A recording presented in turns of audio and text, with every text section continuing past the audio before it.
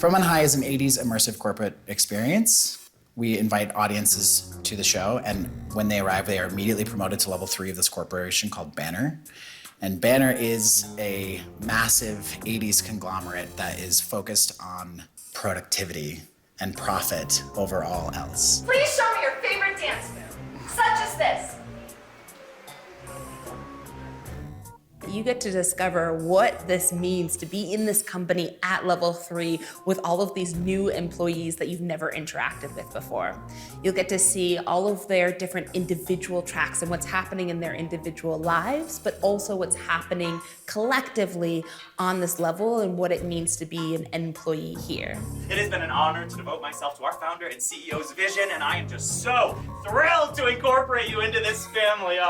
Creating From on High and this corporate experience, we're really tapping into this moment of questioning the office culture and questioning work and questioning why we're going to a building and sitting at a desk for so many hours a week for so many years of our lives. It allows people to really connect to it in a different way and think about how it reflects on their lives after the show is over.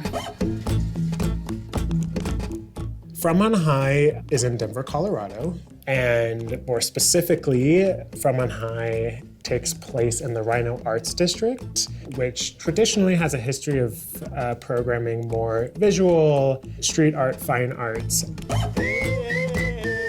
And so the show, very specifically, is in this iconic building called the iMac building, which has a pretty colored history of starting out as the Robinson Dairy ice cream plant, and then it became a meat packing plant, and then most recently was a cheese and dairy bacteria culture facility. This building is so specific to what it was used for before, and I think part of the immersive component, the immersive process, is looking at the building that you're moving into and really trying to honor it, really trying to embrace it and weave it into the story that you're making. In a space that's this large and cavernous, there's a lot going on in a lot of spaces, and so we like to tell a lot of our emotional journey through movement, and we capture that in heightened places, on top of tables, inside of weird structures. In a live event like this where there's up to 70 people in a space and you can't have that one-on-one conversation, it serves us to go into a larger form. And by using movement, we can express more feeling and more information to people. I often describe it as dance theater, immersive theater. A lot of words, but just to be very specific, because I think that there's a lot of things that come from the acting side, from the musical side, maybe from the dance side, and this is coming specifically from acting and dancing.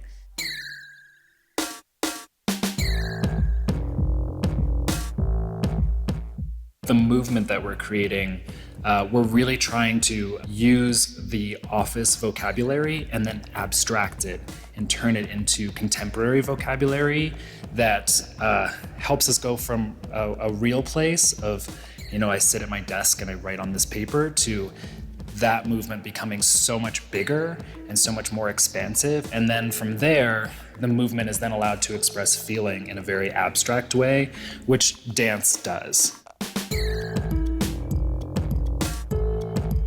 There's something about, I think, if you can connect to somebody through physical movement, you're tapping in to such a deep, evolutionary place of understanding. It's very visceral, and I think the emotional connection that can happen can be much more vibrant and much more impactful. I think to be a performer in immersive theater is to be a little bit of an adrenaline junkie. I've ever done anything as simultaneously thrilling and terrifying as immersive theater. You can rehearse every single moment in the show, but as soon as the audience comes in, it's a completely different game. And what any audience member does from night to night is gonna change everything. So you have this element that you absolutely cannot control, and as a performer, you've gotta be all right with that. For me, this art form was a beautiful combination of dance and movement and acting, but also a true like psychological practice of really working with people and working with strangers and bringing them into this type of work. I would love it if someone comes in not really expecting, someone who's not used to immersive theater, doesn't really know what it's about, or feels a little trepidation about giving over and interacting with people, that they come in and their shoulders drop and that they decide to say yes to the game. They lean in, they become part of the universe. And then I think in a perfect world, they see their own work life in this, and they see the kind of chaos that people are willing to go to and lean into for success or fame or any level of just keeping up with the Joneses. I think some of the prominent themes that we're really working with are commitment and devotion to something outside of yourself, and where you strike that balance with your own identity. So we're working a lot with how you sacrifice things to a larger entity, how you analyze your day-to-day life and what you're doing and why you're doing it, and just sort of putting those questions out there so that people have an opportunity to consider them and hopefully bring them to their daily lives outside of the show. If they can take this experience and apply it back to their own life and back to the pieces of their life that maybe they've been ignoring or putting to the back burner so that work can happen. I know that I do this a lot, especially in making this. I've experienced a lot of, oh, I'm doing this right now. But I think that there's value to using art to reflect back on the way in which we ignore our own health and wellness.